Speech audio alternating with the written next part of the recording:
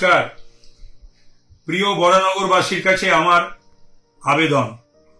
আমি 13 বছর আপনাদের সঙ্গে ছিলাম এবং সে সুযোগ আপনারাই দিয়েছিলেন।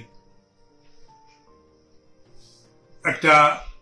ঘটনার প্রেক্ষিতে আমাকে বরানগর থেকে ইস্তফা দিতে হয় এবং যে দলের স্বাভাবিক কারণে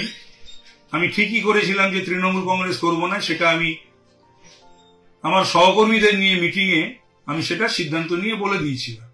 কিন্তু আপনাদের বলা হয়নি। আমি নিশ্চয়ই জনসভাতে যাব এবং বলবো। 13 বছর যদি আপনারা আমাকে যা বুঝেছেন, আপনারা যা দেখেছেন, আমি যদি বরানগরের মানুষের সঙ্গে থেকে থাকি, তারা যদি আমায় পেয়ে থেকে থাকেন,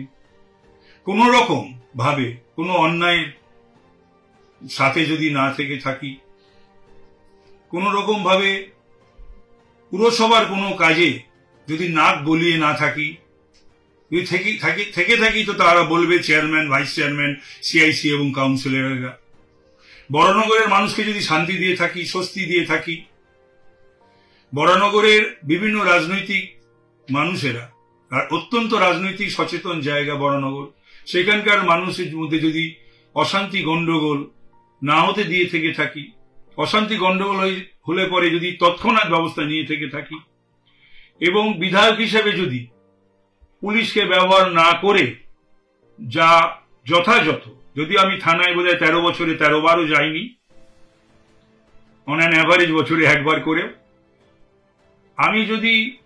যথাযথ যা সেটাই যদি করে থেকে থাকি, তাহলে আমি বলবো যে আপনারা এবার যে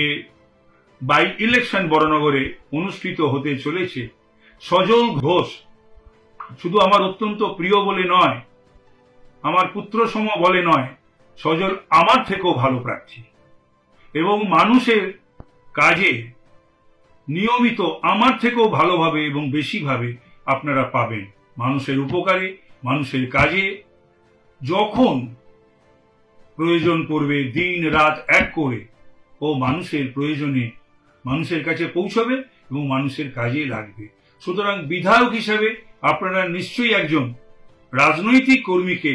আপনারা যদি বেছে নেন, তাহলে সেটা সজল ঘোষকেই বেছে নেওয়া ঠিক হবে। সজল ভালো কর্মী, ভালো প্রার্থী, ভালো বিধায়ক হবে এবং আগামী দিনে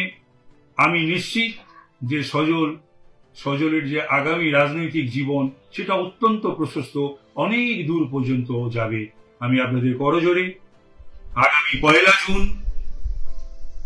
সজলকে আশীর্বাদ করার জন্য, শুভেচ্ছা জানানোর জন্য, সমর্থন করার জন্য আপনারা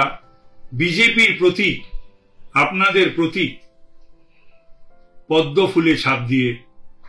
সজলকে নির্বাচিত করুন এবং দেখুন 2 বছর পরখ করুন, 2 বছর সজল কি ধরনের জনপ্রতিনিধি হন বা বিধায়ক হন।